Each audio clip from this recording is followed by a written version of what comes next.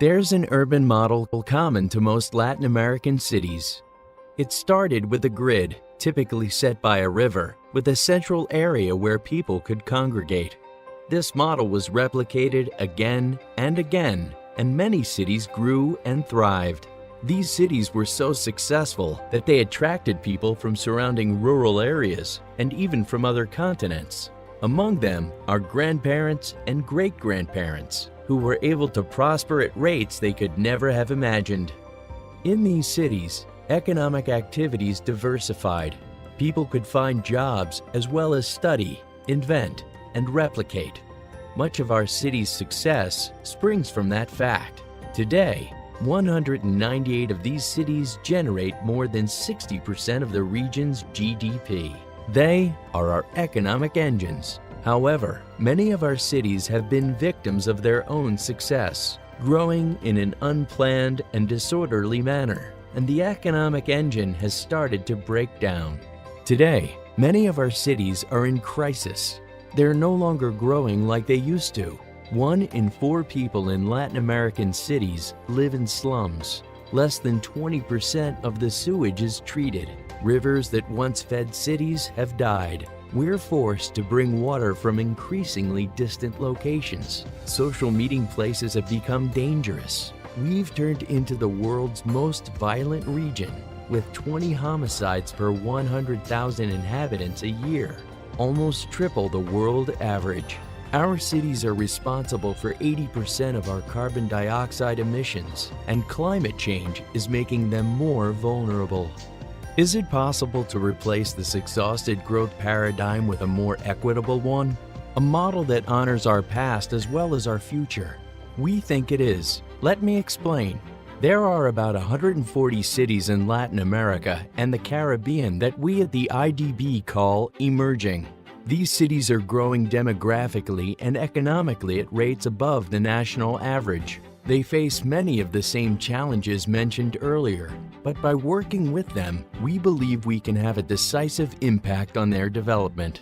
We want to help these emerging cities plan their future in a more sustainable way, learning from past mistakes and prioritizing people and the environment.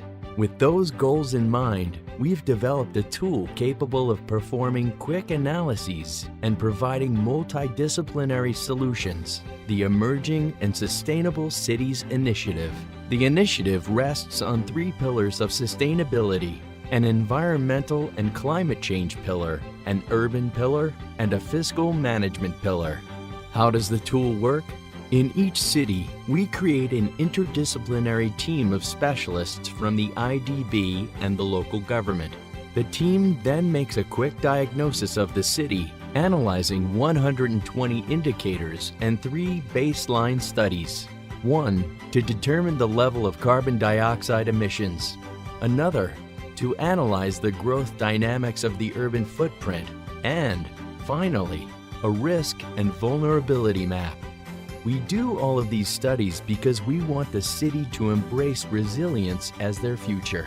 All of this data gives us a fuller picture of a city's key issues. But that's not enough. We help the city set priority among its problems. We commission public opinion polls and carry out an economic study and a climate change adaptation study. With all of these pieces, we can start to put together an action plan with the local government. We define technical solutions to critical issues and finance projects to help cities address their priority problems. In many cases, the action plan ends up becoming a virtual roadmap for city authorities. From start to finish, the whole process takes about 12 months. Citizen participation is essential, not just to canvass public opinion, but also to involve people in social audits based on proven models such as Colombia's Como Vamos or Brazil's Nossa São Paulo. In these programs, civil society, academia, and the private sector work alongside the local government to set development goals for the city and then monitor their progress using a set of indicators. We're currently applying this methodology in 40 cities. We hope to expand it to 10 more by the end of 2015, bringing us to a total of 50 cities. So far, we've seen that the most frequently prioritized issues are mobility and transportation, sanitation, drainage and flooding, solid waste, urban heritage conservation, land use and zoning, improved fiscal management, and citizen security. However, the biggest challenge has been to develop comprehensive, multifaceted solutions where the whole is greater than the sum of its parts. We believe the future of the initiative will be largely determined by how successful we are in implementing such solutions. The good news is that we're not the only ones interested in this tool. We have several partners in the region who've worked with us to replicate our methods. In a way, the initiative has become a regional public good, something that can be used freely by the people of our region to discuss its urban future. For example, in Colombia, Findeter has already implemented the tool in 8 cities and hopes to bring it to 2 more. In Brazil, Caixa Econômica has done it in 4 cities and plans to increase that number. 5 other governments in the region have similar plans for 2014 and 2015. We also have several partners in academia who want to start working within the framework of the initiative. For them, it's a unique opportunity to apply their research to specific projects. And for us, it's a good way to integrate new knowledge. For example, ETH Zurich is helping us design a linear park in Port of Spain along an urban river. With help from the renowned architect Jan Gehl, we're working to create cities for people.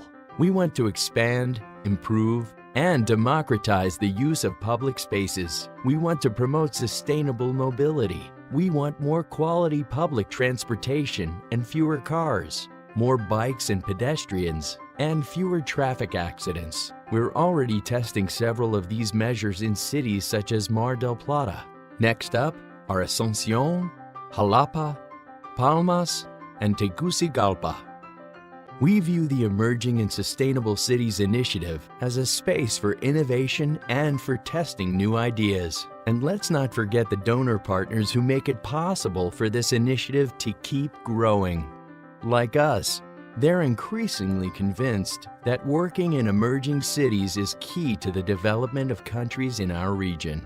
Thanks to this methodology, we've created a space and a time for cities to develop a vision, an urban plan for the next 50 years. And we encourage them to create those plans in a holistic manner. We also want people living in the outskirts of cities to enjoy the same quality of life as those living in the urban core.